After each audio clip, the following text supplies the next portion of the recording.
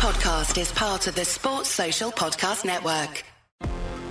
Welcome back to Humans of Speedway. I'm Ian Brannan, and in this episode, another chance to listen again to the Speedway Paradise section of our chat with 1992 World Champion Gary Havelock. It was a great chat, particularly because Javi was always a rider that I sort of enjoyed watching when I was younger, always going to Bradford, and it was great to chat with him, and yeah, it was every bit the legend I hoped he would be. And we asked him to design his own dream meeting. How would that look? And we ask the same questions to all of our guests, and it's always the last thing that we do in each episode. But in this one, a chance to hear what Javi had to say. If you've not heard it yet, then here are the questions. We ask, which track would he choose purely for the racing? Which stadium would he put that track in? Who would be in his dream 1 to 7 and why? Who would be the referee? Which rule would he change, if he could change any rule? And who would be the opposition for his dream meeting? This has to be an actual team that did exist from some point in history. So we'll find out what he has to say. And we start off with that first question of which track would he choose to race on. Now, at the time we recorded this, we didn't know that they would be about to reinstall the track and relay the track that Javi chooses. But let's kick it off then with that first question. Which track would you choose, Gary Havelock? Bradford. Well, you've ridden it enough times. Yeah. Just because of what's the attraction of it? Just because you ride fast? Yeah, because it was a big track. It was also a wide track. Speedway riders like wide tracks, tracks that are really wide. If you get into trouble, you've got a bit of chance to get out of it, It was a wide track. It was a fast track. It was banked. In my eyes, all Speedway tracks should be banked at least a little bit, And, it was the best pits. It had the best changing rooms. It was, it was. You just had to watch out for Paul Bentley walking around in them. That's it. Yeah. The stadium then that you'd put that track in, I mean, would it stay in Bradford, or would you have that stadium with other surroundings? Be nice to think you could put it in Wrocław. Yeah, if you could. Yeah, absolutely. Yeah, let's do that. What was the atmosphere like that night with from the crowd from that point of view? Oh, it was phenomenal. Yeah, it was phenomenal. I mean, although the majority of them were Polish, there was quite a large contingency of English guys. You certainly knew where they were. They had flags and everything. But I'm not sure how many was there. I think it was 45,000 or something like that. Wow, it's a decent crowd. Very good crowd. And I mean, when you look back to the days of PC and Ireland, I think they rode like in Poland when it was 100,000 people. Yeah. In some tracks, it's just massive, mind blowing. Yeah. It's time to move on to the Javi all-time dream team. Then the 1 to 7. Any rider, alive or not, no points limits. It's just a free for all. Your all-time 1 to 7. Who's going to be number 1? Per Jonsson. Yeah. Well, you and he had a lot of great battles. We did, and we never really knew. We never even really knew each other before Per got injured, and about after he got injured, and it seeped out how bad he was, and that I was like, oh shit, and I actually wrote him a letter. It was obviously back in the day. There was no phones or internet or text or anything like that. But I got his address off somebody and wrote him a letter, and apparently he really cherished it, Oh, that's really nice. He just said that I know we were never friends, but we'd never met, and blah blah blah. And anyway, whatever. But what an amazing rider! Yeah, that guy probably kept his wheels in line better than anybody I can ever remember. He was fast, wasn't he? And very fast rider. You know what I said earlier in the thing? Wheels in line equals speed. And I don't know if you saw, but they were marking the World Final, the 1990 World Final in Bradford. Right. The sort of anniversary of it. Okay. The other, I think it was a month or two ago, and they it would have been normally the end of August. Yeah, and they named a bus Per Jonsson. Oh, wicked! Awesome. Did anybody ever take a picture of it and let him know? I think someone did, yeah. Oh, and good, and there's another one called Eric Gunderson as well for the '85 World Final. Yeah. Look out for those. Okay, who else we got then? I don't think any 1-7 in the world could ever be right without having this guy in it, Tony Richardson. What a rider! Again, a guy that I rode against for several years before actually really knowing him. Yeah. It was only when I, and it was actually by accident. Me and Lee Richardson that year, '99, we signed for Linköping, a team in the Premier League. And that year, each track in that league had an adult track in the Elite League. Okay. If you like. So, and it just so happened that Linköping's parent track was Masana. So they got in touch with me and said, "Oh, would you fancy coming and ride for us?" And blah, blah. I didn't really know much about them, to be honest. I didn't really know who rode for them or anything. So I went up there and rode for them. And like you say, I stayed about 5 years.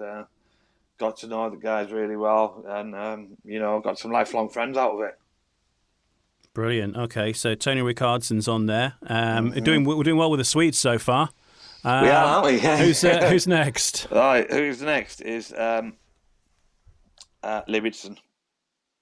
Of course, yeah, and we know what happened with Lee at the end. Of course, something we've sort of previously. Really bittersweet because it happened at Wroclaw. Oh, of course, yeah. Yeah. But no, mate. I first got to know Lee when he came to Bradford in '99, and he was a real raw then, he'd been riding for Reading, and John Davis had got him together, and this, that, and the other. And it was actually one of these meetings we were riding on a Thursday night in Linköping in the Swedish Premier League, and Lee had asked me if he'd qualified for the World Under-21 final at Voyens. And he'd asked me if I had anything on. And I was like, no, I haven't got any meetings or anything. And he said, "I didn't chance you'd come with me."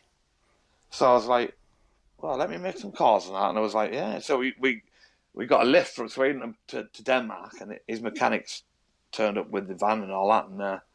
And he won it. He won the World Under-21 Championship. And I didn't even know this till years later when I was talking with Mrs.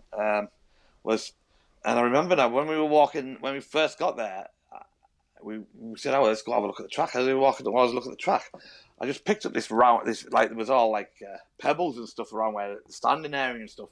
And I see this round pebbly thing, so I thought I'd pick it up.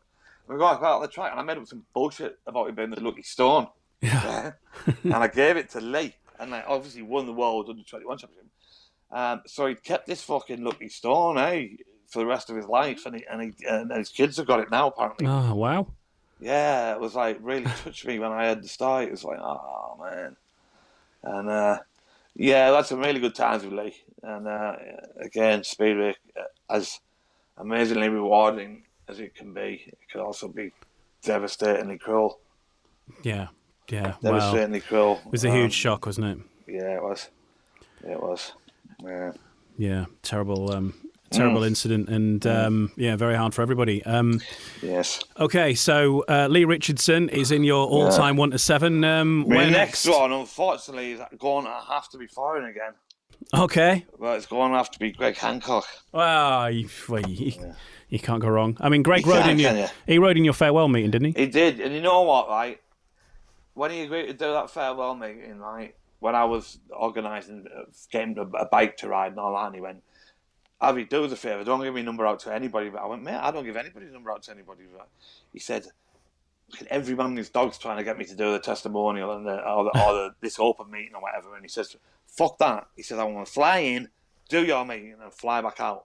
He said, "But whatever happens, mate, I'll be there." And that was amazing. Some of the things, when it pissed down, I think it was about heat 6, it absolutely hiked down for about 10 minutes. They had to stop the race and it rained that heavy, you know what I mean? Yeah. And I was in the bath, I raced down the pits and that, and we got all the riders together and everything, and I was like, "Look, lads, it's up to you." The rain had stopped by now. I said, "Obviously, it's to be fucking farewell meeting, blah, blah, blah. But I will completely understand if you don't want to ride, I've ended up fucking injured for the rest of my life. I said, don't want to see any of you." Every single one of them lads went, "Nah, fuck it, we'll race. We'll ride." Oh, wow. That's and it was dedication. It was amazing, yeah. It really was amazing. So, and a man who's won the World Championship 4 times, and at the age of, was it 46? Greg Hancock's done things that I don't think any sportsman in any sport will ever do again. Yeah. Yeah, well, 46, and he was racing beyond that, wasn't he? Even oh God, he raced beyond that. Yeah, well, it was actually, all right. People will. You'll always get one freak who participates till late in any sport, but not to be the fucking world champion. Yeah, I know. He was just getting better and better, wasn't he? Yeah, amazing. Okay, so Greg is in. And then obviously, if Greg's in, this next guy has to be in. It was Maciej Janowski. Yes. Yeah, he's sort of a little protege, isn't he? Greg's little protege. Yeah. There's a reason why he's in there, and it's not because of his speedway. Unfortunately, I can't tell you this reason because he promised me not to tell anybody. Right. Okay. So he's in there because he is one of the most amazing fucking human beings that I've ever met, basically. All right, so that's 5 in your all-time team. 2 more spaces left. Where are we going next then for the final 2? Okay, I'll fill the rest up with some Brits. Go on then. It's going to be hard this though because I've got like 4 Brits for 2 places. You have to have a race off. Right. I'm going to put my mate in. Andrew Silver. Yeah. Again, a guy who before we met we actually disliked each other. And that was just from reading stuff about each other and hearing stuff on the grapevine. When we actually met, we realised we were really good friends, and we've been friends ever since.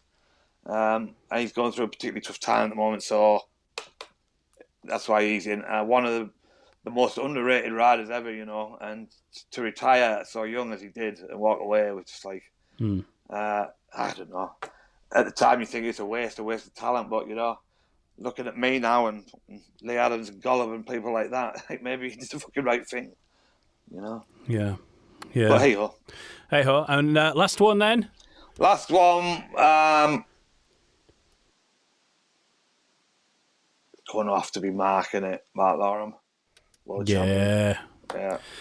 Yeah, another Bradford teammate of yours. Yes. Yeah. And another guy I've known from junior grass track, probably met when we were, probably when I was a teenager and he was 10 or 11, I would have thought. Wow, it's a long time. Yeah. We've been friends ever since as well. All the lads who grew up on the grass of our generation pretty much are all still mates. Stoney, Screeny, me, Mark, Chris Louis. Gosh, there's probably loads more as well. I can think about Sean Wilson, Paul Thorpe. Well, we're not mates with him anymore, but hey. Right. Yeah. Well, there was a big load of us who grew up at the same time now. Yeah, grass track was a big scene, wasn't it? I know a lot of riders there came through that. There was no junior speedway then, which was a bit of a bummer really when you think about it. Because we did one speedway meeting a year, and that was on Bellevue Hyde Road. And I used to look forward to it so much because it was like going from a bumpy, horrible field to this speedway track, which was like a billiard table. Yeah. There wasn't a ripple on it. It was just amazing. I was like, fuck grass track, I want to be a speed rider. Mind made up. Yep. Okay, so that's your 1 to 7, an awesome team there. I don't think anybody's going to argue with that. No. Best referee then, or your favourite referee, if there is one? Of the current crop, the only one is Dave Robinson. Dave Robinson. Yeah. Of the older brigade, Paul Ackroyd was a good ref. He did my testimonial at Bradford for me, and we've been friends ever since. And funnily enough, I actually used to have no problem at all with the one everybody hated. What was he called? He was dead strict. Frank Ebden. Yeah. See, I had no problem with Frank Ebden because Frank was like, the rules are, you don't roll at start. If you roll at the start, you'll get a 1, and then if you keep rolling at the start, you'll get a fucking fine.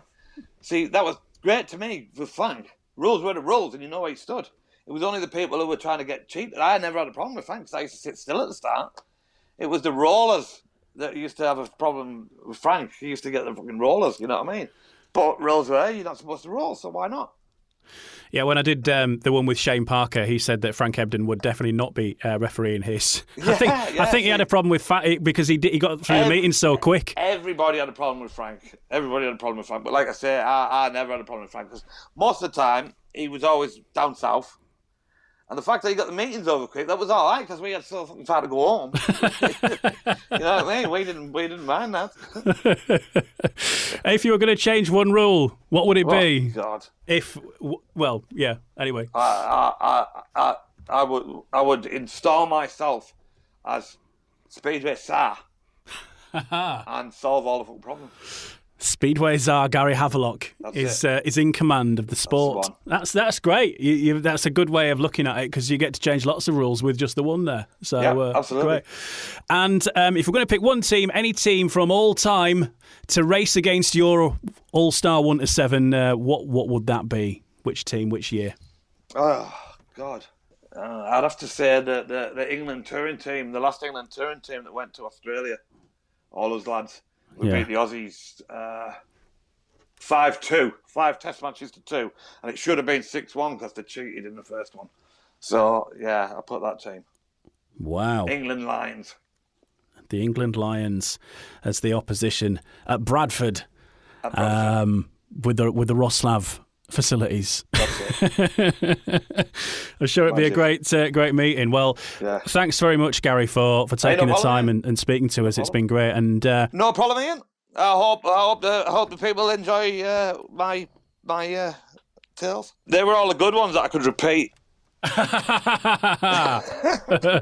have to do an after 9 o'clock one someday. We'll have to do one in. Did you see that one they did with the comedians where they got them drunk? I'll tell you what, like ex-speed riders get them drunk, you'd get some absolute crackers.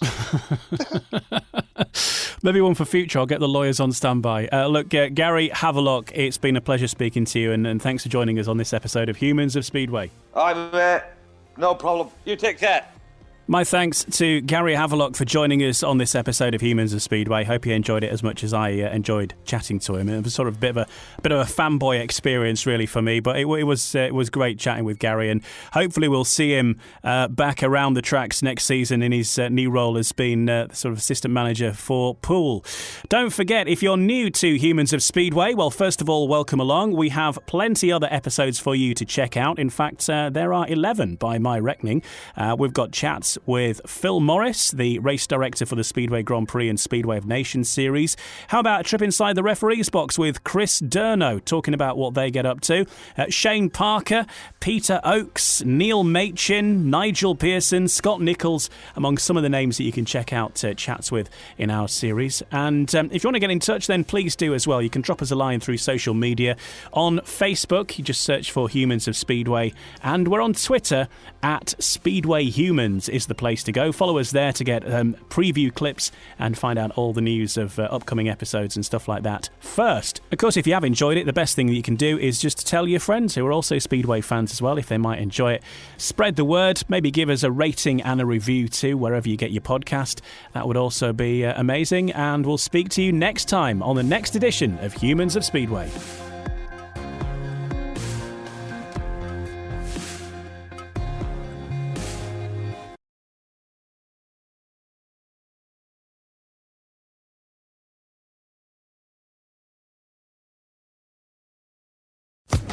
Social Podcast Network. Looking for a fun way to win up to 25 times your money this basketball season?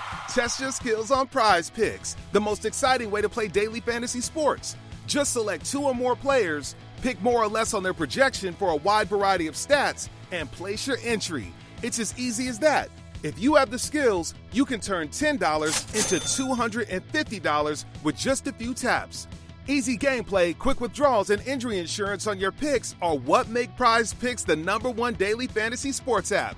Ready to test your skills? Join the Prize Picks community of more than 7 million players who have already signed up. Right now, Prize Picks will match your first deposit up to $100. Just visit prizepicks.com/get100 and use code GET100. That's code GET100 at prizepicks.com/get100. for a first deposit matchup to $100. Prize Picks, daily fantasy sports made easy.